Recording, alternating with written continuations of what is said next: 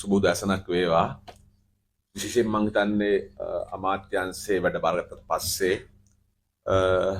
සමුපකාර ශේෂ්ත්‍රයේ ජාතික මට්ටමේ විවිධ වෘත්තිකයන්, විවිධ නායකයින්, විවිධ ශේෂ්ත්‍ර නිලධාරීන් හමු වන අවස්ථාව තමයි. ඒ නිසා මම හිතන්නේ මගේ රාජකාරීමේ කටයුත්තකදී අද දිනේ සුවිශේෂ දිනයක් බවට පත් වෙනවා. විශේෂයෙන් මේ අවස්ථාවට සම්බන්ධ වෙලා ඉන්නවා ශ්‍රී ලංකා ජාතික සම්ප්‍රදාය මණ්ඩලයේ ගරු සභාපති අධ්‍යක්ෂක ඩී.ඩී. සරත් මහත්මයා එතුමාගෙන් අවසරයි. ඒ වගේම අද දවසේ සම්ප්‍රදාය කොමසාරිස්තුමිය මෙතෙන්ද ඇවිල්ලා නැහැ. මම හිතන්නේ විවිධ රාජකාරී කටයුත්තක් නිසා. ඒ වගේම ඒ වෙනුවෙන් සම්ප්‍රදාය සංවර්ධන සහකාර කොමසාරිස් චන්දර පොන්සේකා මහතා එතුමාගෙන් අවසරයි. ඒ වගේම කුරුණෑගල සම්ප්‍රකාර රෝහලේ ගරු සභාපති ජාතික මණ්ඩලයේ ගරු අධ්‍යක්ෂක ජයපත්ම වණ්ඩක මහත්මයා, ඒ වගේම ජාතික සමුපකාර මණ්ඩලයේ ගරු අධ්‍යක්ෂක කොඩිතොක්කු මහත්මයා ඇතුළු මම හිතන්නේ මේ අවස්ථාවට සම්බන්ධ වෙලා ඉන්න මුදල් සම්ප්‍රකාර ශාස්ත්‍රයේ විවිධ වෘත්තිකයන්, බුද්ධිමතුන්, උගතුන් ඇතුළු කණ්ඩායමක් එතුමන්ලගෙන් අවසරයි. ඒ වගේම මම හිතන්නේ මේ හමුවේ ප්‍රධාන කණ්ඩායම් වන විශේෂයෙන්ම විදුලි සේවා සම්ප්‍රකාර සමිතිවල සහකාර කොමසාරිස්තුමියන්ලා සහ තුමන්ලගෙන් අවසරයි. ඇත්තරම වර්තමාන ජාතික ජන බලවේගයේ ආණ්ඩුවේ සම්ප්‍රකාර ඇමතිවරයා ලෙස මම ඔයගොල්ලෝ ස්තුතිවන්ත වෙනවා. 1977න් පස්සේ අපේ රටේ තිබුණු ඒ ආර්ථික ක්‍රමවේදයන් හරහා අපේ රටේ දේශීය නිෂ්පාදනය, දේශීය කර්මාන්ත, දේශීය ආයතන විදවට්ටන්න සහ දිරිගැන්වීමක් නොමැතිව වැඩ කරන මොහොතක මෙවැනි දීර්ඝ කාලයක් තිස්සේ පුද්ගලික රාජ්‍ය පුද්ගලික ආයතන විවිධ බහුජාතික සමාගම් එක්ක තරග කරමින් සමුපකාර සේවාව මේ මට්ටමින් හරි රැක ගැනීම සම්බන්ධව වර්තමාන රජයේ ගෞරවය අපි මේ සියලුම ශ්‍රේෂ්ඨ නියෝජනය කරන ආදරණීය ඔබ සැමට දෙන්න කැමතියි. අපි දන්නවා අද අපි නගරයට ගියාම මේ නව තාක්ෂණය, නව ලෝකයේ ඉස්සරහා අද වෙළඳ පොළ කොතරම් තරංකාරීද, ඒ වගේම ගත්තොත් වෙළඳ දැන්වීම් හරහා කොතෙක් දුරට පාරිභෝගිකයාගේ මනස වෙනස් කරලා තියෙනවද? එතකොට සමුපකාර දෙපාර්තමේන්තුව තුල මම හිතන්නේ ඔවුන්ගේ මාසික වියදමෙන්, වාර්ෂික වියදමෙන් දශම ගාණක්වත් වෙන් කරන්නේ නැහැ මේ තරංකාරී වෙළඳපොළ තුල තියෙන මාධ්‍ය තරගයට. අපි දන්නවා උඩ් සිටි, එහෙම නැත්නම් කාගිස්ලා ඇතුළු අති දැවැන්ත සමාගම් අපේ සමාජයේ ග්‍රාමීය මට්ටමින් ගිහිල්ලා, නගර මට්ටමින් ගිහිල්ලා අපේ රටේ සාමාන්‍ය ජනතාවගේ පරිභෝජනයට අවශ්‍ය සියලු දේවල්, ඒ කියන්නේ දවසට අවශ්‍ය කිරි පැකට් එක, රැයට අවශ්‍ය මදුරු කොයිල් එක නිෂ්පාදනය කරන සමාජයක් ඇතුලේ අපි සම්පකාර කෝප් සිටි, මිනි කෝප් සිටි ඇතුළු විවිධ ආයතන මේවත් එක තරම් කරමින් තමයි මෙතෙක් දුරට මේ සම්පකාර ශේෂ්ත්‍රයක් ගන්න තියෙන්නේ. මම මේ පසුගිය මාස දෙකකට විතර ඉස්සෙල්ලා මැදවාච්‍ය විදේශ සම්පකාර සමිතියේ වාර්ෂික උත්සවයට ගියා. එතන මම බාල්ලේදී ඒගොල්ලෝ 2024 අවුරුද්දේ සමස්ත සැලසුම් සහ එහි ජයග්‍රහණ සම්බන්ධව ඉදිරිපත් කරා. ඒ වගේම 2025 අවුරුද්දේ ඔවුන්ගේ සැලසුම් සහ ඔවුන්ගේ වාර්ෂික ආදායම සම්බන්ධව කතා කරා. මම හිතන්නේ සමුපකාර ශාස්ත්‍රයේ ඒ තිබිච්ච ඒ ව්‍යාපෘති හරහා සාමාන්‍ය ජනතාවගේ සියලු ජන ජීවිතයේ සියලු සම්බන්ධීකරණයක්, සේවා සැපයීම්, අධ්‍යාපනය, සෞඛ්‍ය, මුදල් ගනුදෙනු, ඒ හැම ශාස්ත්‍රයක්ම නියෝජනය කිරීමෙන් ඒගොල්ලෝගේ ඒ ව්‍යාපෘති හදලා තිබ්බා. ඒ විතරක් නෙවෙයි, ඒගොල්ලෝ එතන අදහස් දක්වුවා මාසිකව කෝටි 1.5ක ලාභයක් ලබන්න ඕන මට්ටමට ඒ ශ්‍රේෂ්ඨවලට විදලා දීලා ඒ ශ්‍රේෂ්ඨවල ඒ බැංකු ශ්‍රේෂ්ඨවල ඒ කෝප් සිටිවල ඒවා ඒ ඉලක්ක සහගත ලාභ ලබනවා නම් ඔවුන්ට අවුරුද්ද අවසානයේ විදේශීය සංචාරයක් යන්න ලබා දෙන මට්ටමට වාර්ෂික අවුරුදු උත්සව වාර්ෂික සංචාරක දේශීය සංචාර ගමන් දරුවන්ගේ අධ්‍යාපනයට සේවකයන්ගේ උදව් එවැනි මහත් දැවැන්ත ප්‍රතිලාභ සේවකයන්ටත් ජනතාවට ලබා දෙන විදිහේ මට්ටමටම ඒ සසුහර තිබ්බා. ඒ විතරක් නෙවෙයි ඔවුන් අපට කිව්වා මැදවාච්චිය පළාතේ සීනි පාලනය කරන්නේ මැදවාච්චිය සම්පකාර සමිතිය කියලා ඉවරලා. ඒ කියන්නේ පුච්චිට වඩා රුපියලක් අඩුවෙන් ඒගොල්ලෝ සීනි දෙනවා. නිසා මම හිතන්නේ මේ අවස්ථාවේ මම හිතන්නේ මට දැන් මේ අදහස් දක්වපු විවිධ නිලධාරී මහතුන් කතා බහ කරනකොට මට මතුවෙච්ච විශේෂ කාරණා කීපයක් සම්බන්ධව මට හිතෙනවා මේ අවස්ථාවේ පොඩ්ඩක් කතා බහ කරන්න එක හොඳයි කියලා. මට හිතෙන්නේ ඇත්තටම මේ අපි දශක 4ක විතර කාලයක් තුල රජය ආණ්ඩුව සමූපකාර දෙපාර්තමේන්තුව අතෑරීම තුල හටගෙන තියෙන පැන්නගී තිබෙන විවිධ නීතිමය ගැටලු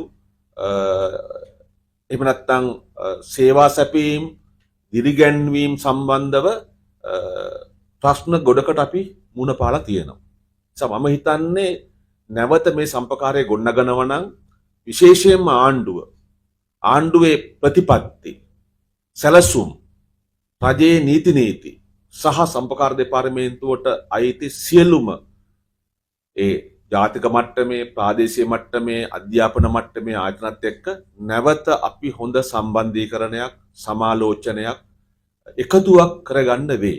මෙතන කතා කරපු සමහර නිලධාරී මහතුන් සාමාන්‍ය අධිකාරී මහතුන්ගෙන් තමන්ගේ මුවෙන් පිටවෙච්ච දේ ඇතුලේ අපි හඳුනගත්ත දේ තමයි විශේෂයෙන්ම අපි මේ කතා කරපු විශේෂ අපේ ගරු මහත්තුත් මම කතා කරා.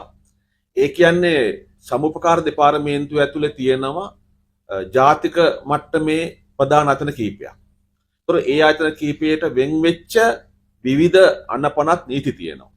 ඒ වගේම පළාත් මට්ටමින් ගියාම ඊට අදාළ විවිධ අනපනත් නීති තියෙනවා. මම හිතන්නේ මේවා සමහර විට අවුරුදු 30 40 50 60 70 80 100 පරිදි ඇති එකක්. ඊට පස්සේ ගත්තොත් එහෙම විශේෂයෙන්ම අපේ රටේ බැංකු පද්ධතිය මහා බැංකුව එහෙම නැත්නම් මුදල් මණ්ඩලය සහ සමුපකාර දෙපාර්තමේන්තුවට අදාළව තියෙන ඒ බැංකු ශේෂ්ත්‍රවල තියෙන නීතියන් අතර මට හිතෙන්නේ මේ පොඩි බාධාවන් නීතිමය ගැටලු තියෙනවා. ඒ නිසා උන්ට ඒ කියන්නේ තමන්ගේ ධනය තමන්ගේ මුදල් සමහර අවස්ථාවලදී රටේ නීතියත් එක්ක පාවිච්චි කරන්න බැරිලා තියෙනවා. ඒ වගේම පළාත් සභාව තුළ තියෙන නීති යටතේ පාලනය කරන්න බැරිලා තියෙනවා. අපි හිතනවා ඇත්තටම ඉතා කෙටි කාලයක් තුල මම හිතන්නේ මෙන්න මේ සමුපකාර දෙපාර්තමේන්තුවේ ඉහළ මූල්‍යමය දිස්ත්‍රික්ක වල මේ ජාතික මට්ටමේ ඉන්න සංවිධාන සහ ඒ ආයතනත් විශේෂයෙන්ම ගත්තොත් මුදල් අමාත්‍යාංශයත් ඇමතිතුමාන්ලා සහ මේ නීති පද්ධති සැලසුම් කරන අයත් එක්ක යම් කිසි මට්ටමක කතා බහක් කරගෙන මම මේ කියන්නේ මේවා පවර ගන්න නීති වෙනස් කරගන්න අයිති කරගන්න නෙවෙයි. ඔබ තමුන්නාන්සලාගේ මේ தත්ත්වයන්ට ගැලපෙන පරිදි මේ වෙනස් කරගන්න ඕන. ඒ විතරක් නෙවෙයි. අපි අද රටේ ගත්තොත් අපේ රටේ විශේෂයෙන්ම මේ වෙළඳපොළ තුල තියෙන තරංකාරීත්වයට ගැලපෙන පරිදි ඔබ තමුන්නාන්සලාගේ ආයතන වලට රාජ්‍ය අනුග්‍රහය දෙන්න ඕන. නැතු අපිට මේ එළිය තියෙන මහත් දැවැන්ත සමාගම් එක්ක තරං කරන්න බෑ. ඒ වගේම ගත්තොත් අපි බේමනකොට විශේෂයෙන්ම ජනාධිපති අනුර කුමාර දිසානායක මැතිතුමාගේ මූලිකත්වයෙන්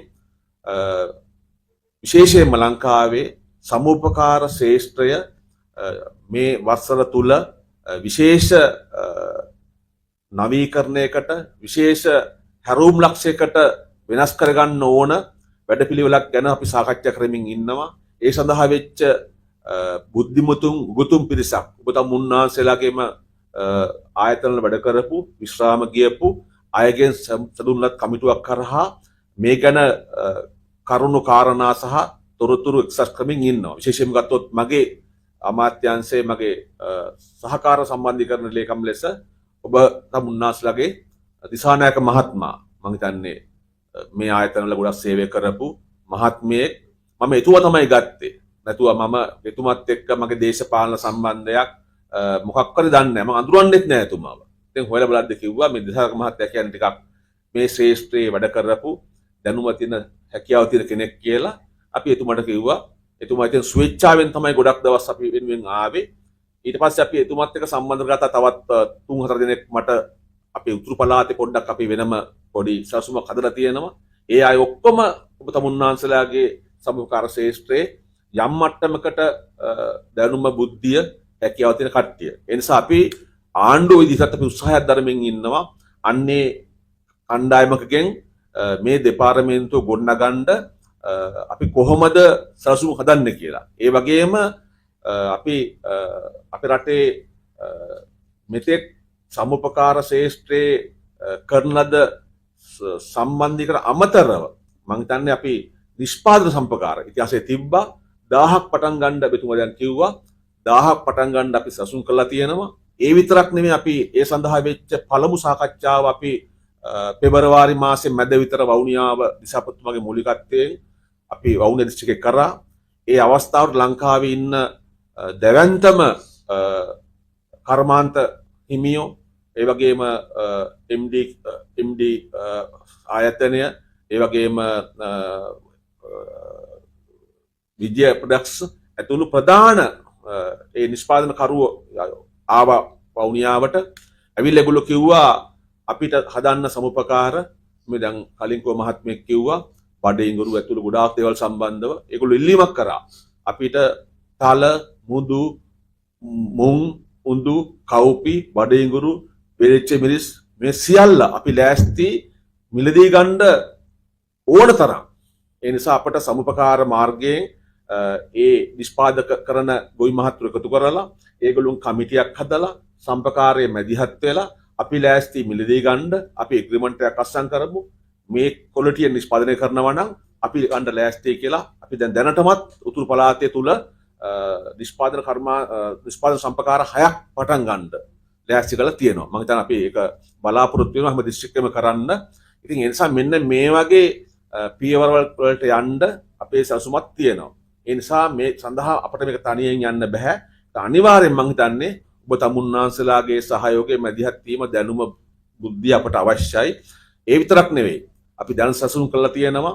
දැන් අපිට තියෙන ලොකුම අභියෝගය තමයි අර කලින් කිව්වා වගේ මෙන්න මේ ග්‍රාමීය ජනතාවට අවශ්‍ය يعني අත්‍යවශ්‍ය ආහාර ටික බෙහෙත් ටික බොහෝ දේවල් ලබා දෙන්න තමයි මේ සමුපකාර කෝප් සිටි මිනි කුප්සිට තියෙන්නේ. හැබැයි දැන් වෙලා තියෙන දේ තමයි අපේ රටේ මෙන්න මේ ප්‍රධාන අත්‍යවශ්‍ය ආහාර ටික ගේන්නේ දැවැන්ත පුජ්‍යලික වෙළෙන්දු. එහෙම නැත්නම් සමාගම් ගේන්නේ. ඒතර අපි කොළඹින් ගෙනල්ලා අපි මේක යනකොට මන්නාරමකට අතරමැදියෝ 3-4ක් අතර තමයි යන්නේ. ඒ විතරක් නෙවෙයි සමහර විට මේ බඩු ප්‍රවාහනයේදී විනාශ වීම ඒවට හානි වීම තියෙනවා. අවසානට මේක ගිහිල්ලා අපි මන්නාරමේ තියෙන විදුලි සම්පකාර සමිතියේ අධ්‍යක්ෂ මණ්ඩලයෙන් එකතු වෙලා මේක අපි ටෙන්ඩර් එකක් දාලා මිලදී ගන්නවා. ඊට පස්සේ ඒක ප්‍රවාහනය කරලා ගෙනල්ලා විකුණන්න ගියාට පස්සේ හැබැයි ඊට වඩා රුපියල් 2-3 කිලෝ එකක් අඩුවෙන් තමයි කඩේ ගන්න පුළුවන්. නිසා අපි දැන් කතා කරලා තියෙනවා සතෝස හරහා ඉස්සරහට රජයේ මැදිහත් වෙලා ප්‍රධාන ගබඩා කීපයක් තියෙනවා. මේ ගබඩා වලට අපිට ප්‍රධාන අත්‍යවශ්‍ය ඒ පරිභෝජන භාණ්ඩ 7ක් විතර ගේන්න පුළුවන්. මේ 7 ගෙනල්ලා බීලූණු, අල, පිටි, සීනි, පරිප්පු, හාල් මැස්සෝ, සැමන් මේ වගේ දේවල්. ගෙනල්ලා මේ ටික ඩිරෙක්ට් සමුපකාර තියෙනවා සම්පකාර වල විවිධ සම්පකාර සමිති වල ප්‍රවාහන අංශ තියෙනවා. මෙදවච්චිම ගත්තොත් තියෙනවා. ඒ වගේ විශේෂයෙන් අපි ඒ අදාළ ආයතන වල පළාත් කොමසාරිස්තුරුත් එක්ක කතා කරලා